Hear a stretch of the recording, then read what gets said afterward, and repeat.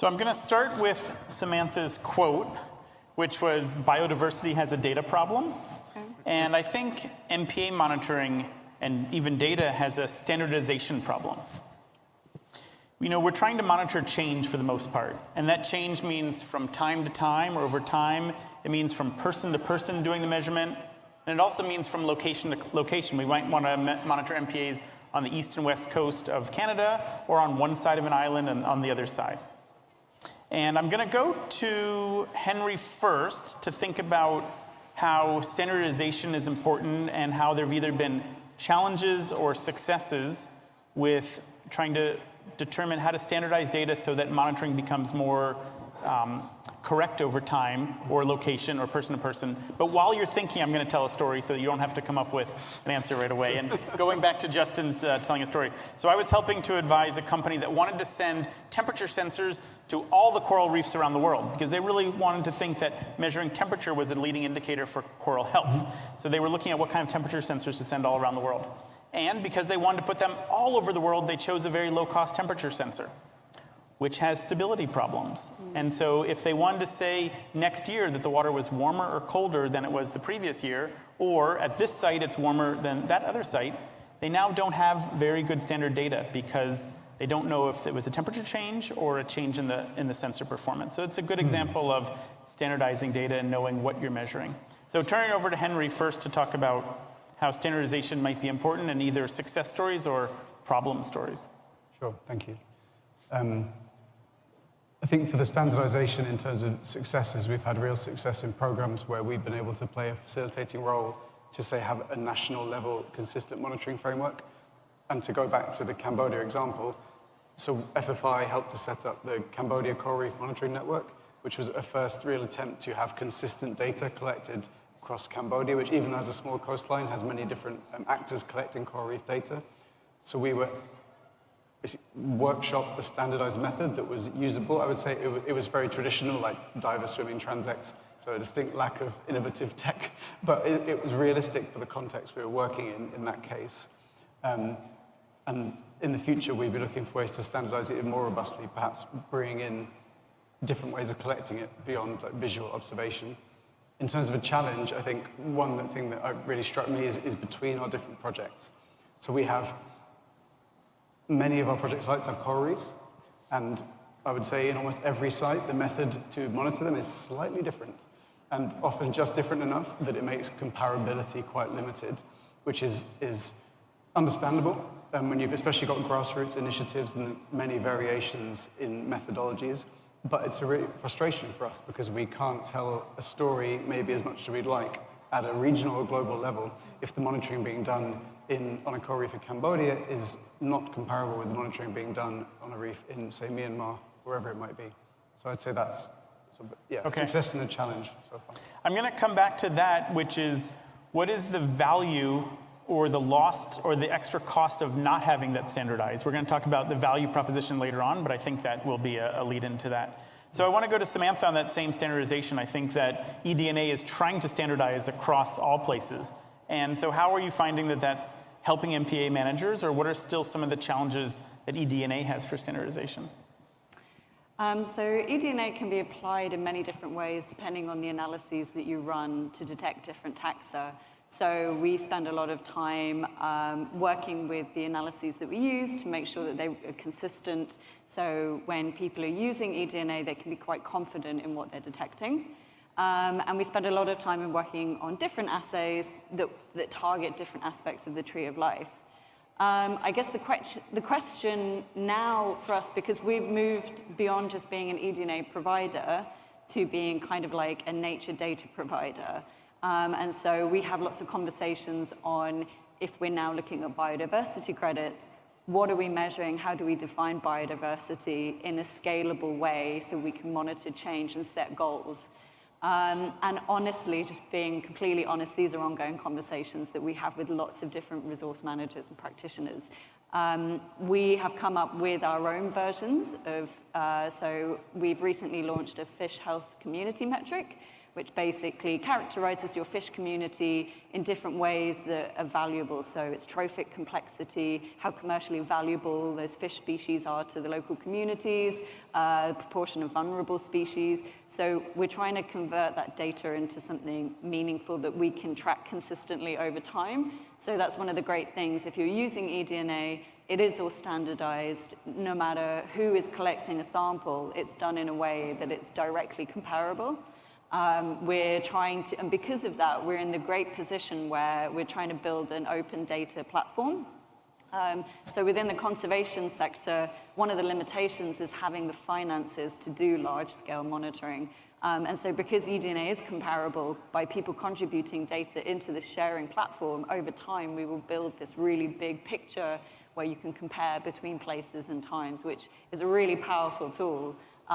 So that's a really great aspect of eDNA, that it is directly comparable. I love the fish health indicator, and while I know not that much about it, I have a sense that it's rules-based. It's a computer telling the fish health, not a human. So it's not someone underwater saying the coral looks healthy or these fish look unhealthy. It's a very rules-based process. Yeah, so our metrics are based on ecological principles, and a lot of what we do is not necessarily coming up with new groundbreaking ideas. So for example, with soils and sediments, we look at bacteria-fungal ratios, which is an indication of soil health. That's what people have been doing for a long time. It's just rather than visually on things, you use eDNA to speed up the process. And with our fish health community metric, that's based on ecological principles. Certain fish are more vulnerable to overfishing and have longer gestation times and things like that. So we're taking a lot of information that's already out there and just trying to combine it into meaningful values that you can track over time. Okay. And Ethan, what you're trying to do is help enable data collection massively and all over the world. And so talk to us a little bit about the standardization that you're creating for people in terms of the eDNA, the plastics, and I'm still now learning about the AI camera system that you were chatting about. Yeah, sure. I think the reason that we founded our company was frustration due to lack of standardization. I'll put on the plastic pollution hat for a second because over the last maybe 5 to 10 years, there's been a huge call for standardization of methods. And what's happening is that lots of different academic researchers or government researchers are collecting data in their own way and sampling and processing that data in their own way. And then when they come to a conference like this one and try to compare it, it's not quite done in the same way, and you can't have that kind of like global lens on what's happening. So what we've addressed as a company is that there's some really key things that need to happen. People need to be sampling in the same way, and then when those samples come back to the lab for analysis, the methods and the instrumentation and even the reagents and like all these things need to be done the same way in kind of centralized laboratories. And that really allows you to build things like data platforms and start to compare plastic pollution around the world. But what we're trying to do is one by one check those things off. So by having a standardized, centralized laboratory and trying to mass deploy these technologies that sample in the same way, we're hoping that, through kind of people using those technologies, we can be better at comparing data around the world. Yeah, and MPAs are so complex, and some of the changes happen so slowly over time that not doing all those tiny details just throws so much more uncertainty into the question. I think that's probably one of the reasons that you have the actual flow sensor within your sampling device versus just saying, let's sample over time. Like instead of just doing a 10-minute sample, you actually are doing it per volume to try to standardize it. It's important to be quantitative and make sure that we don't have sampling bias. So I'm sure you guys have seen graphs where if you sample once a month, you might get zeros, 1 month after a month. But what's actually happening in the middle of that month is extremely complex, and you're biasing your data because you're not sampling enough. So we're really trying to understand not only standardizing those methods, but kind of making recommendations for how often and how much water you should sample in order to get accurate and reliable data as well.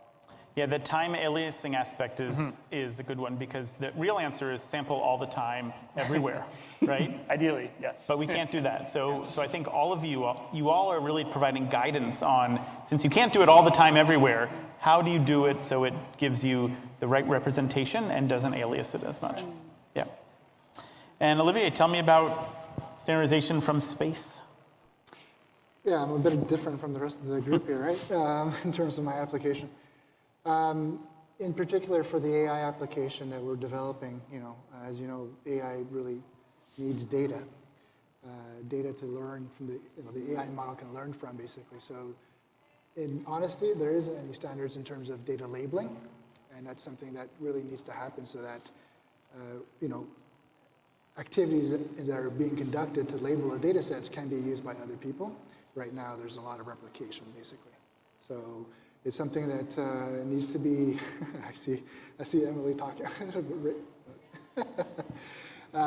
So in terms of data standardization, labeling data needs to be standardized. There needs to be protocols depending on the application that you're working towards. So right now, it's still in discussions, really.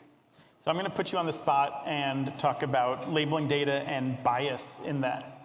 How are you collecting, and is there even out there data that is notated that's not biased towards either the most important whales to look at or the whales that are most monitored based on the need, or just the cutest whales?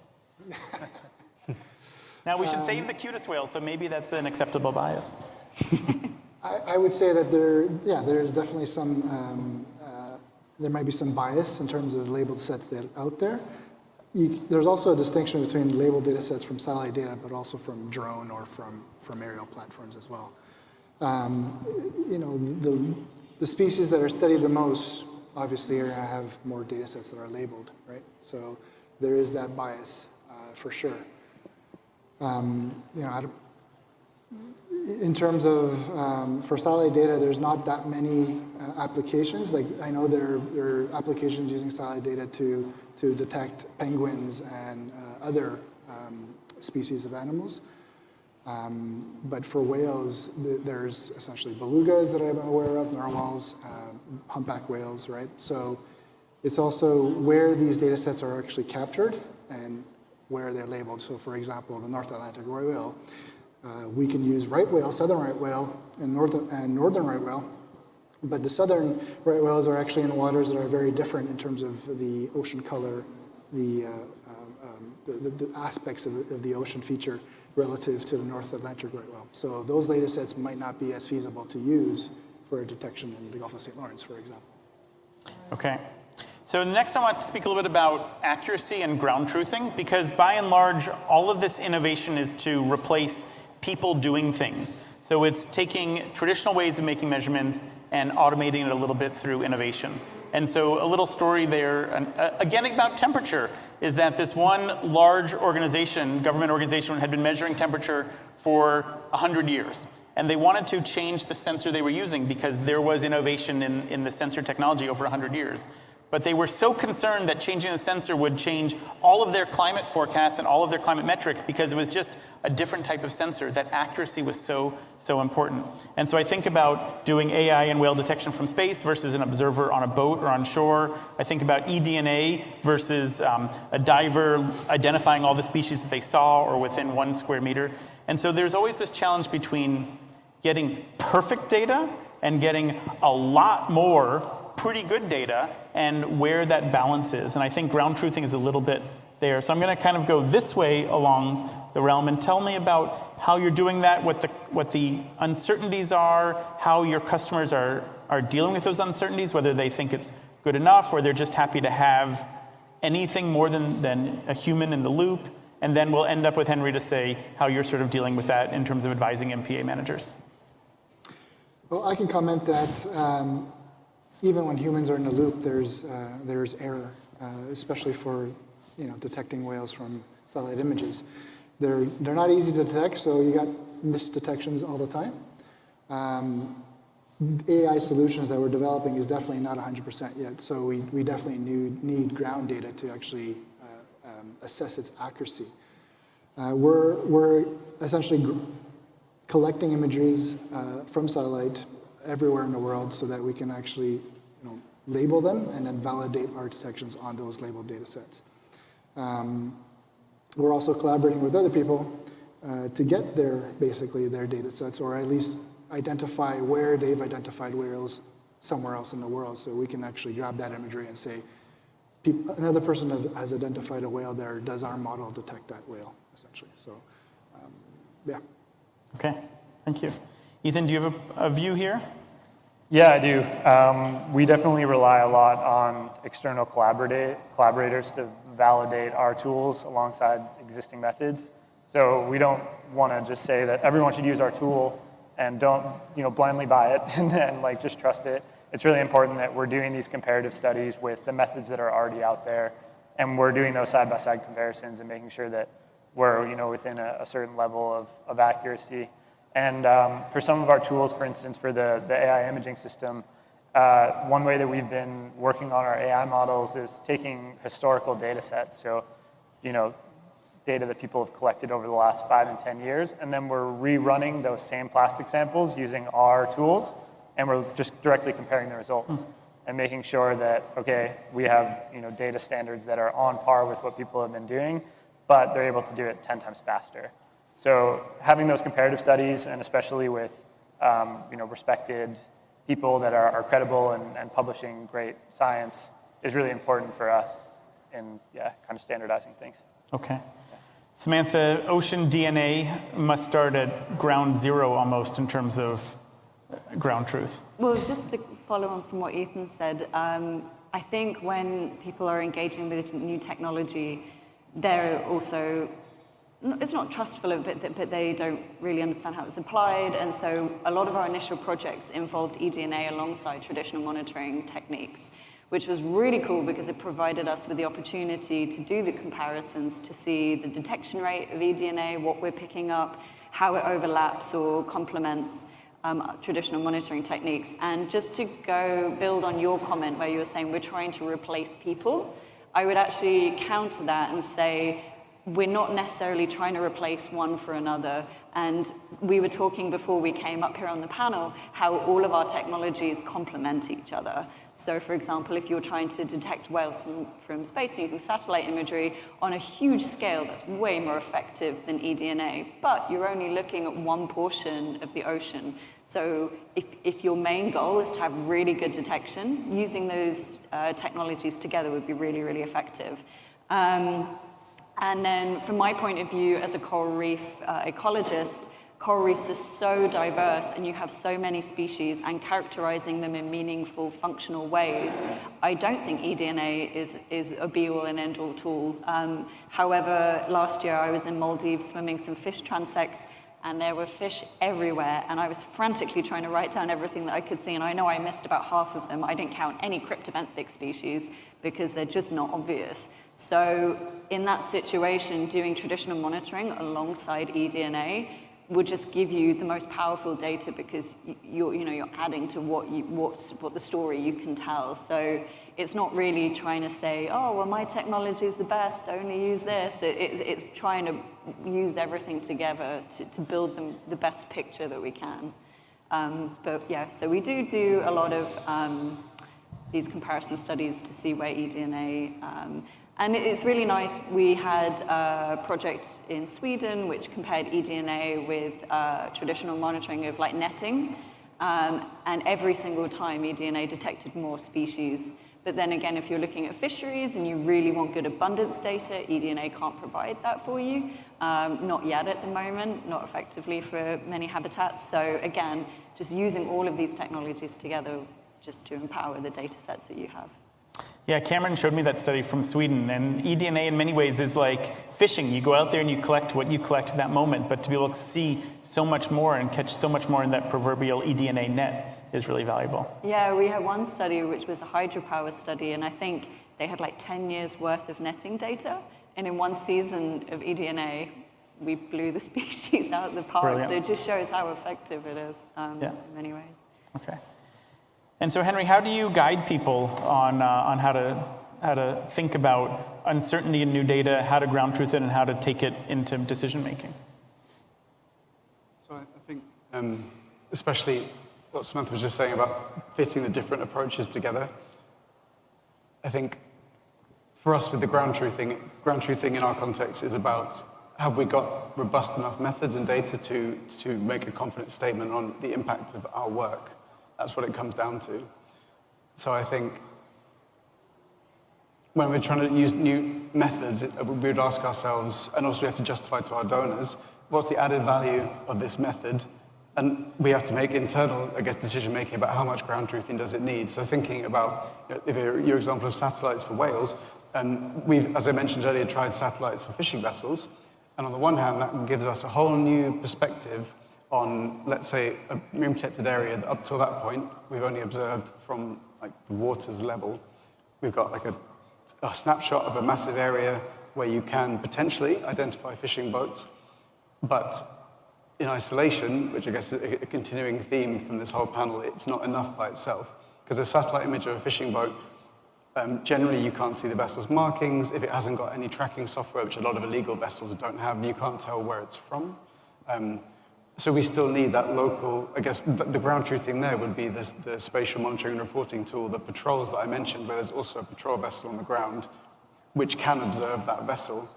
But there's still a disconnect there because the satellite isn't real time, whereas the patrol would be a real-time report. And I guess basically we'd ask ourselves, are those two methods together creating efficiencies for us? And is it making us tell a more compelling story? But I guess at times it can still fall down if there remains just that bit of a missing link where the two approaches don't quite mesh together.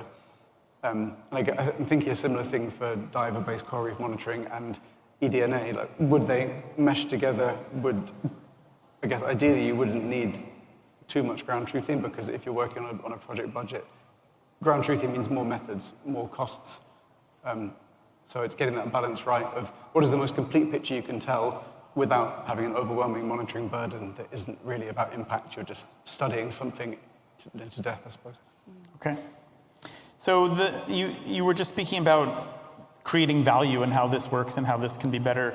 And when new technology comes around, it's often either in addition to the existing monitoring or it's trying to replace something.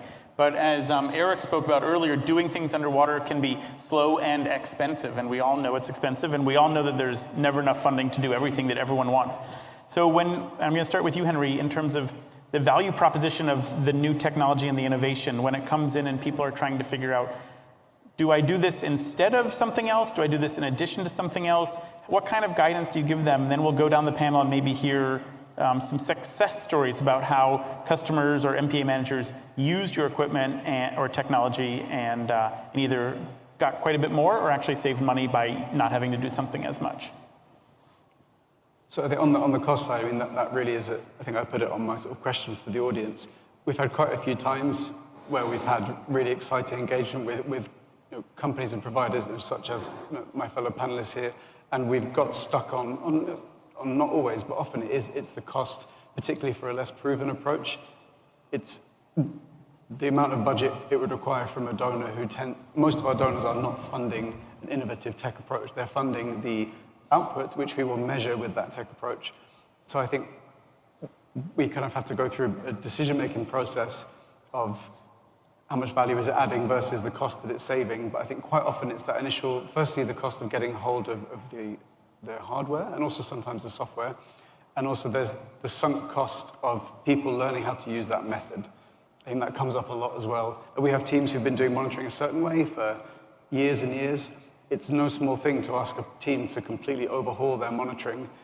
And also I think this was touched on by someone earlier about the continuity of the story you're telling. If we've got 10 years of diver data, we can't just swap that straight in for baited remote cameras or eDNA, because neither would, in a straightforward way, continue the story. So there's the financial cost in terms of physically getting the tech going, but there's also the cost of the time for our staff to get to use that and make sure that we don't lose monitoring, because we don't have to go to a donor and say, we tried this approach, it didn't really work, because that's not. We're here as like a trusted organization who can deliver the impact and monitor it. So I think our donors expect us to make that decision appropriately.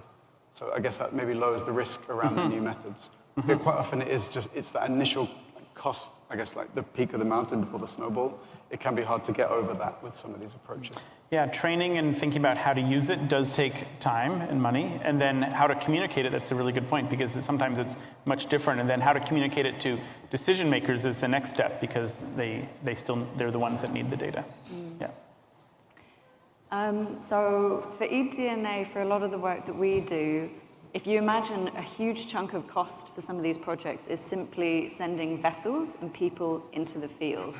And so by doing some of these techniques alongside what you would be doing anyway, so eDNA, if you go out to do some surveys and you collect water at the same time and you're already going out into the field, then that cuts down, it's not adding as much cost because you're already out there doing the effort investing in those activities. But yes, for sure, funding is always the big question that it comes down to the dollar bill, unfortunately. And it varies by habitat type what you're using the data for, and the scale that you're working at as well, because obviously if you've got really big MPAs, you have to take that into account of limitations from traditional monitoring, and so you can upscale with some of these techniques. This is why we've developed them at the end of the day. I gave you the example in Sweden where we showed that eDNA was a really effective tool in a lot of temperate marine areas where we're building up a really good data set now of eDNA alongside traditional monitoring. We're getting to the point now where maybe for fish communities, we can justify using eDNA instead of doing video surveys and netting because we've got that good data base there. For tropical systems like coral reefs and mangroves, it's still kind of complementary just because it's so diverse, but it really depends on what habitat you're working at, what scale you're working at, and what you want to do with the data. These are all things you have to take into account really when you're making those judgment calls. Okay. Ethan? Yeah, I think when you're thinking about marine protected area monitoring, you can think of two costs. You have maybe upfront costs for hiring and buying equipment, and then you have ongoing monitoring costs where you're sending people out into the field and running analyses or whatever it is that you're doing. So what we think about at Ocean Diagnostics is, can we create a tool that maybe there's upfront cost, but it's going to rapidly reduce long-term costs for the client? So an example would be Ascension, our depth profiler device. Again, that was designed out of frustration because the one that was available 3 years ago, it's this giant 100-pound single sample, giant pump that you need a winch and a large vessel to deploy. So if that's $5,000 a day for that boat on a research cruise, that's going to add up extremely fast.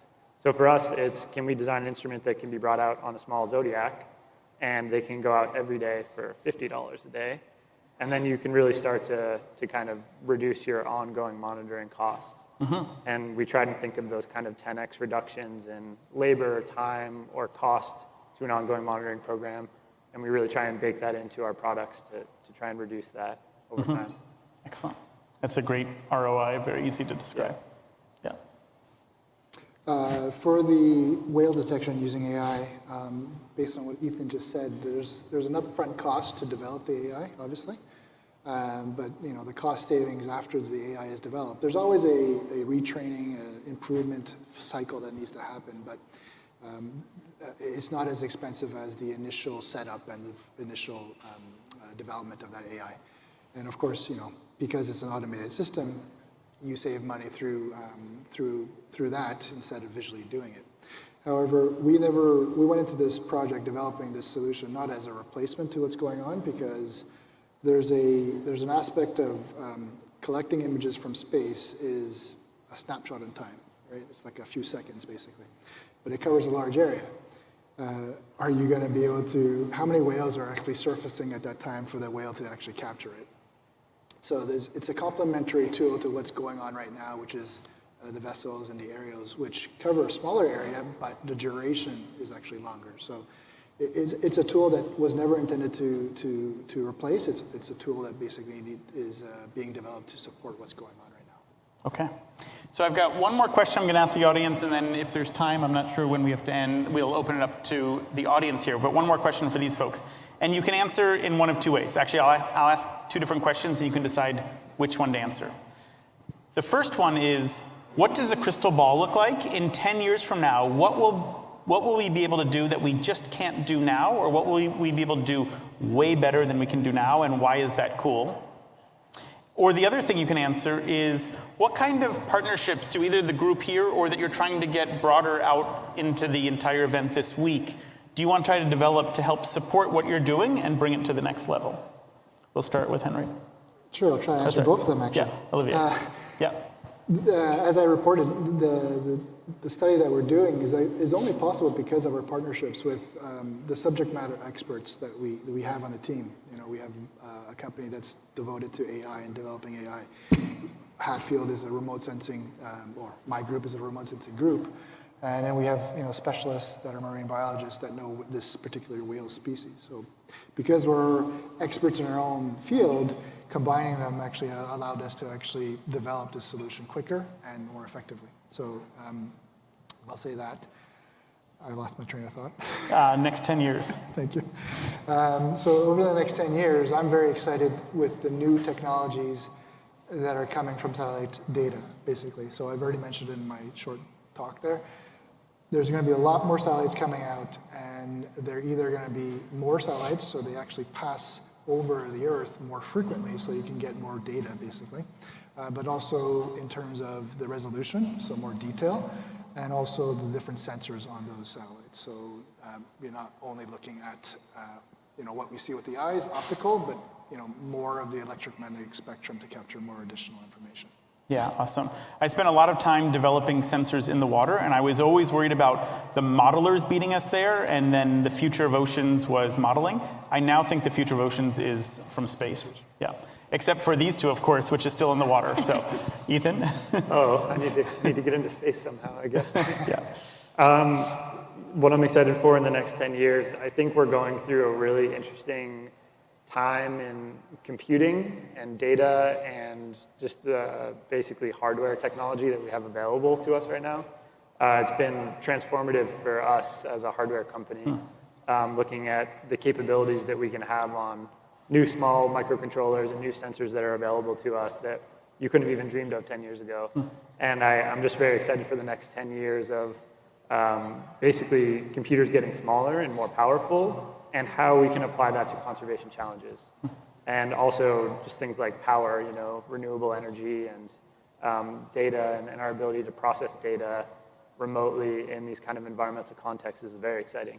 So obviously I'm a little biased because that's what we do as a company, but I'm really excited to see in 10 years to look back and think about how far the tools that we've been able to develop and that we have accessible to us have come, and how we can solve some of these challenges. So how many years until we have the DNA sequencing on board your device?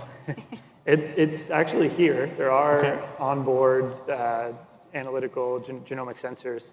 They're not cheap though, and they're kind of still in the academic deployment. Okay. So maybe that's your answer. I'm not sure, but so you were speaking about qPCR in the field, yeah. So metabarcoding in situ is a whole nother ballgame. Yeah, that's right. Which NatureMetrics is trying to work on, doing passive metabarcoding sampling. We're not there yet. So in 10 years' time, hopefully that will be a thing that exists. But beside that, some of the limitations with eDNA is the barcode reference databases. So you can get your DNA, but without knowing what that is against these barcode lists is a limitation. But it's being filled all the time. We're filling in the gaps constantly. We'll be able to, with some of the DNA that we have stored, we can go back, we can reanalyze them, and we can see what missing species we can now detect. But the thing that excites me the most, and this is probably with my bias, is developing new assays that target specific taxa.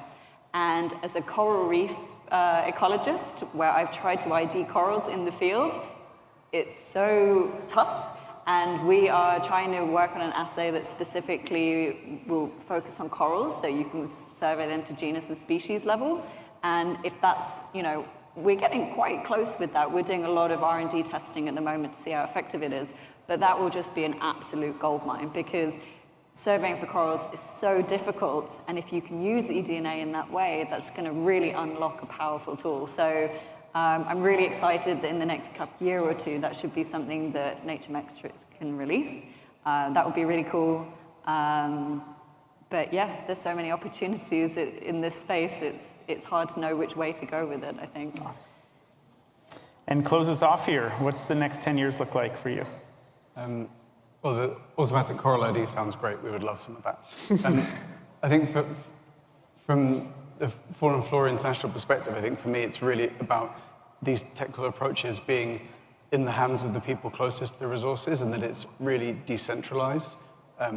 So that I'm picturing there where we have colleagues working in an MPA in Scotland and an MPA in Cambodia using the same, I know they're very different ecosystems, but using the same method to streamline what they're doing in a manner that is driven by their needs as well as the needs of us as a global organization to communicate our impact, that it's also dealing with local needs, and that it's, that the barriers that have been discussed by everyone on the panel have been overcome, so it's cost effective, fairly quickly accessible, and that basically we've got a global organization that is using tech which fits each project. And we're already getting there, but hearing about some of these amazing approaches, and I feel like there's so much further we could go. And I feel like we could have a so much more compelling conservation story and be able to say so much more about the MPAs we work in if our community of global staff and partners have got these approaches in their hands, and not just the data collection either, the analysis as well, and telling the story that comes out of it.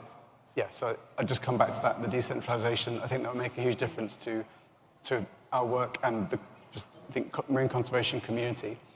And the more it's sort of spread out among all the different places where this work needs to be done. Okay. I think we're out of time, but what I want to do is thank the audience here. They are really passionate about this. They're very good communicators. They're doing really important innovation to create real value, as they described, to massively extend the monitoring and protection of these MPAs, which we also need to extend. I'm also massively inspired by how young they are and how they're going to be continuing in this field, I hope, for a very long time. And I'm hoping in 10 or 15 or 20 years we can come back, we'll have hit the 30% goals, and they'll all be here telling their success stories. So thank you very much. Okay. Thank you. Thank you very much, Eric.